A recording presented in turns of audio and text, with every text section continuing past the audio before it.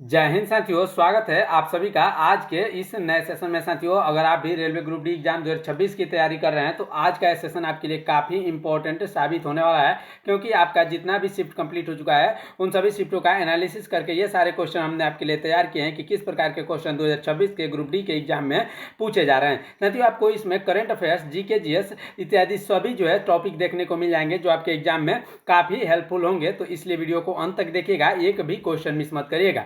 हमारा जो पहला क्वेश्चन है, युद्ध नशा विरुद्ध राज्य स्तरीय तलाशी अभियान कहाँ चलाया गया। साथियों, राज्य स्तरीय जो तलाशी अभियान है ना, वह चलाया गया कहाँ पर? पंजाब में। कहाँ पर? पंजाब में। साथियों, 2026 में यह चलाया गया है, इस बात को आप याद रखेंगे। अगले प्रश्न की तरफ बढ़ेंगे।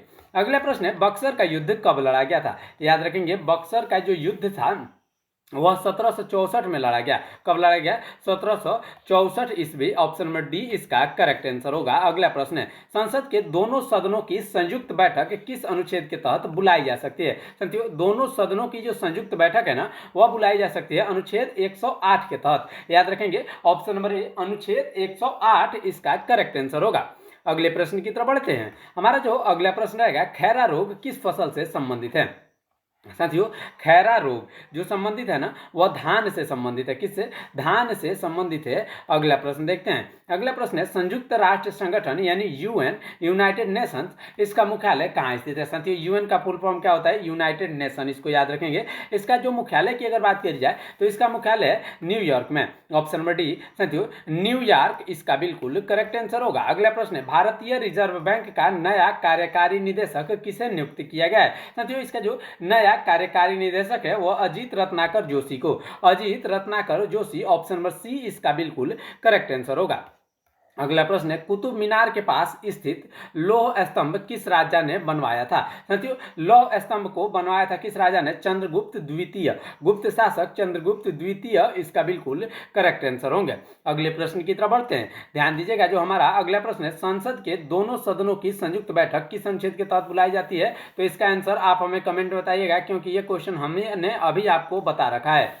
अगला प्रश्न देखते हैं। अगला प्रश्न है, बायोगैस का मुख्य घटक कौन सी गैस है? साथियों, बायोगैस का मुख्य घटक की अगर बात करी जाए तो यह है मीथेन। कौन सी है साथियों? मीथेन इसका बिल्कुल करेक्ट आंसर होगा। अगला प्रश्न देखेंगे, हाफमैन कप का संबंध किस खेल से है? साथियों, हाफमैन कप इसका संबंध है लॉन टेनिस से। किसके? ऑप्शन नंबर डी साथियों, लॉन टेनिस। इस बात को आप याद रखेंगे। विश्व वन्यजीव दिवस कब मनाया गया? साथियों, विश्व वन्यजीव दिवस मनाया गया ना 3 मार्च को। ऑप्शन नंबर ए साथियों, 3 मार्च को विश्व वन्यजीव दिवस मनाया गया।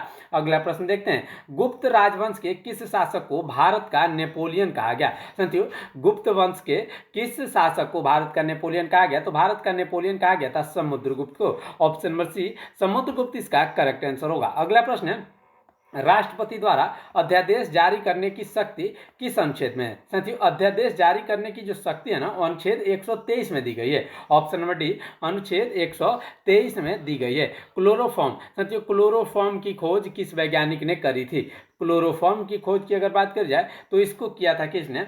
जेम्स हैरिसन ने। किसने? जेम्स हैरिसन इसका बिल्कुल करेक्ट आंसर हो जाएगा। अगला प्रश्न देखते हैं, संयुक्त राष्ट्र संगठन इसका मुख्यालय कहाँ स्थित है? इसका आंसर आप कमेंट में बताएंगे। अगला प्रश्न है, पहला सौर वेदनम उत्सव कहां पर सेलिब्रेट किया गया? इसको सेलिब्रेट किया गया बिहार में। ऑप्शन नंबर ए साथियों, बिहार इसका करेक्ट आंसर होगा। नेक्स्ट प्रश्न की तरफ बढ़ते हैं। हमारा जो अगला प्रश्न है, हुमायूं का मकबरा किसने बनवाया था? साथियों, हुमायूं का जो मकबरा था उसको बनवाया था किसने? हुमायूं ने। इसका बिल्कुल करेक्ट आंसर हो जाएगा हुमायूं इसका बिल्कुल करेक्ट आंसर होगा। अगले प्रश्न की तरफ बढ़ेंगे। अगला प्रश्न है, उच्चतम न्यायालय द्वारा अपने निर्णयों के पुनरावलोकन की शक्ति किस अनुच्छेद में, यानी जुडिशियल रिव्यू की शक्ति जो है वो किस अनुच्छेद में है?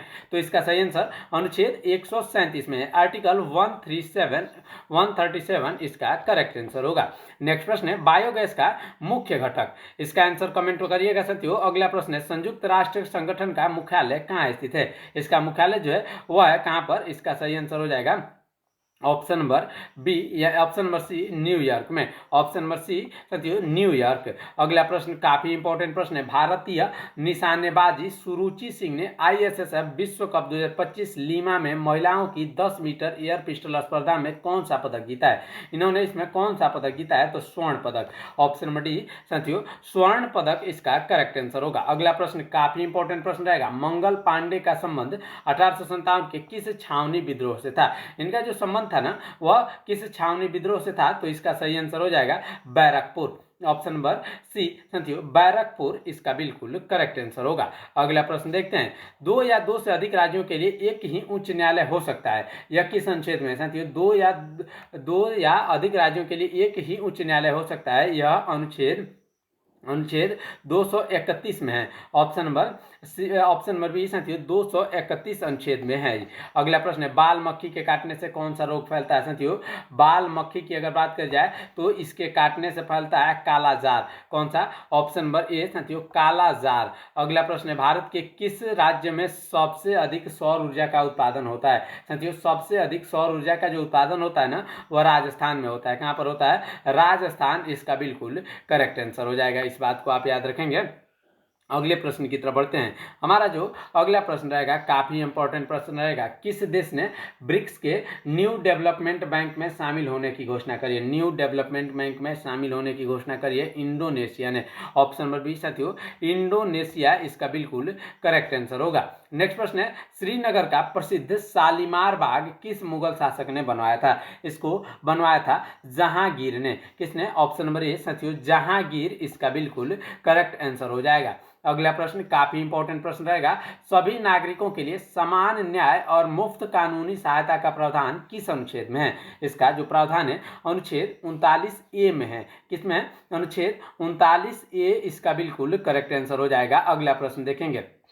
हमारा जो अगला प्रश्न है। दुनिया की एकमात्र चौगुनी पैरा तीरंदाज कौन बनी है? साथियों चौगुनी पैरा तीरंदाज जो बनी है वह कौन बनी है? तो इसका सही आंसर हो जाएगा पायल नाग।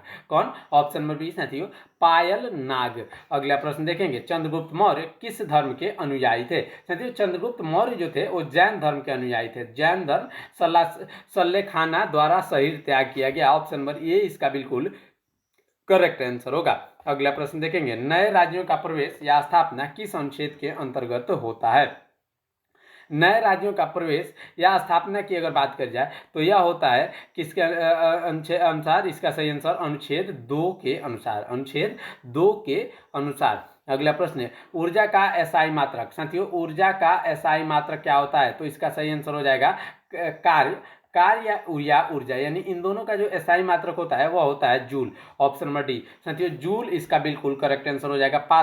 पास्कल जो है दाब का एसआई मात्रक है। किसका? दाब का। न्यूटन जो है बल का एसआई मात्रक है, बल का। वाट जो है किसका एसआई मात्रक है? इसका आंसर आप हमें कमेंट में बताएंगे कि वाट किसका एसआई मात्रक है। चलिए अपने अगले प्रश्न की तरफ बढ़ेंगे। अगला प्रश्न है। द्वारकाधीश मंदिर भारत में कहाँ स्थित है? साथियों द्वारकाधीश मंदिर जो है ना वह गुजरात में है। गुजरात तथा मथुरा, ऑप्शन नंबर ए इसका करेक्ट आंसर होगा।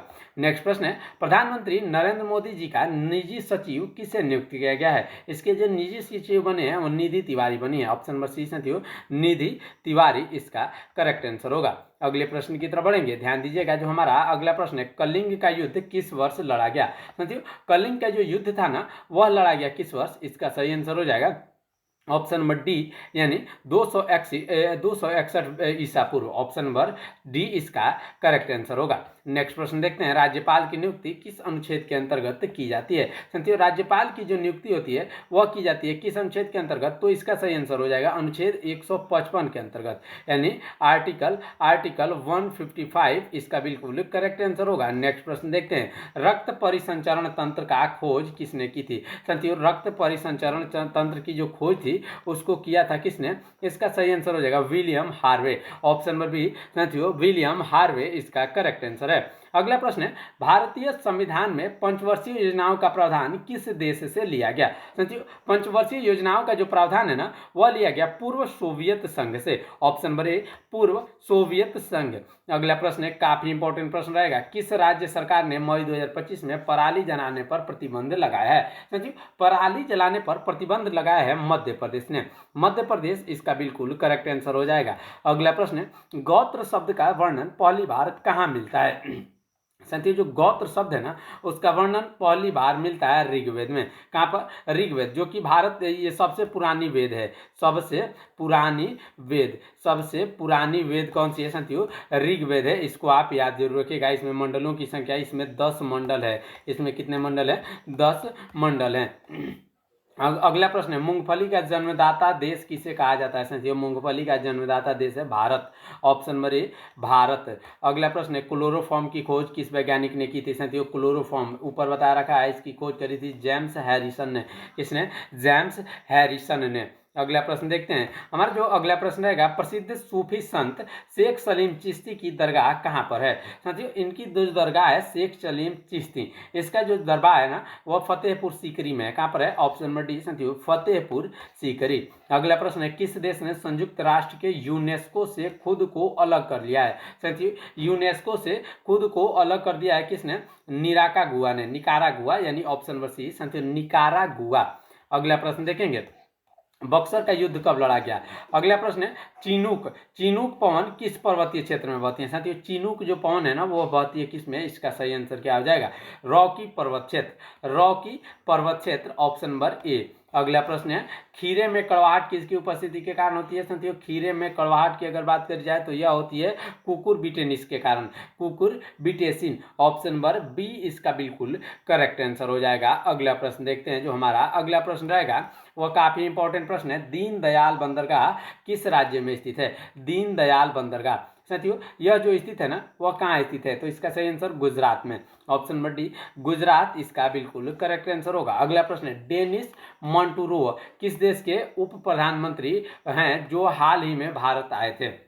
इसका सही आंसर हो जाएगा, यह जो है रूस के। कहाँ के? ऑप्शन नंबर डी, रसिया। साथियों, इसका बिल्कुल करेक्ट आंसर है। अगला प्रश्न है, लोदी वंश का अंतिम शासक कौन था? साथियों, लोदी वंश का जो अंतिम शासक रहा वह रहा Ibrahim Lodi. Option number C, Ibrahim Lodi. अगला प्रश्न है, अंटार्कटिका महाद्वीप की सबसे ऊंची पर्वत चोटी कौन सी है? साथियों, अंटार्कटिका महाद्वीप की जो सबसे ऊंची चोटी है वो है माउंट विल्सन। कौन सा साथियों? माउंट विल्सन इसका बिल्कुल करेक्ट आंसर होगा। अगला प्रश्न है, पोलियो वैक्सीन की खोज किसने की थी? साथियों, यह जो पोलियो वैक्सीन है ना, इसकी खोज करी थी जोनास सॉल्क ने। ऑप्शन नंबर सी साथियों, जोनास सॉल्क इसका करेक्ट आंसर होगा। अगला प्रश्न है, थॉमस कप और उबेर कप का संबंध किस खेल से है? साथियों, थॉमस कप और उबेर कप इसका संबंध जो है ना, वह है बैडमिंटन से। ऑप्शन नंबर बी, बैडमिंटन से इसका संबंध है। अगला प्रश्न है, हाल ही में प्रकाशित पुस्तक महात्मा और महान संचारक के लेखक कौन है? साथियों, इसके लेखक कौन है? तो इसका सही आंसर हो जाएगा धीरज काकड़िया। धीरज काकड़िया। अगला प्रश्न है, भारतीय राष्ट्रीय कांग्रेस के प्रथम अध्यक्ष कौन थे? साथियों, इसके प्रथम अध्यक्ष थे व्योमेश चंद्र बनर्जी, जिन्हें डब्ल्यू.सी. बनर्जी के नाम से जाना जाता है, याद रखेंगे। अगला प्रश्न हमारा अगला प्रश्न है, डेट्रॉइट। कौन सा साथियों? डेट्रॉइट किस खेल उद्योग के लिए प्रसिद्ध है? यह जो प्रसिद्ध है ना, वो ऑटोमोबाइल के लिए। Option number D, automobile. अगला प्रश्न है, समुद्री जल का पीएच मान। काफी इंपॉर्टेंट प्रश्न रहेगा साथियों, पीएच मान से एक क्वेश्चन आपके हर शिफ्ट में आएगा, याद रखेंगे। समुद्री जल का जो पीएच मान होता है 8.4 होता है। कितना होता है? 8.4, यानी इसका क्षारीय होता है। कैसा होता है साथियों? क्षारीय होता है। इस बात को आप याद जरूर रखिएगा। अगले प्रश्न की तरफ बढ़ेंगे, भारत में कितने वर्ष के अंतराल पर नियमित जनगणना की जाती है? साथियों, नियमित जनगणना जो करी जाती है ना, वह करी जाती है 10 वर्षों के अंतराल पर। ऑप्शन नंबर सी साथियों, 10 वर्षों के अंतराल पर। इस प्रकार आज के इस क्लास में हमने कुल 60 important group D related important questions को देखा, जो आपके एग्जाम से काफ़ी इंपॉर्टेंट है। तो इसलिए इस वीडियो को एक लाइक करके चैनल को सब्सक्राइब करिएगा। मिलते हैं अगले क्लास में, तब तक के लिए रखिए अपना ख्याल। धन्यवाद। जय हिंद।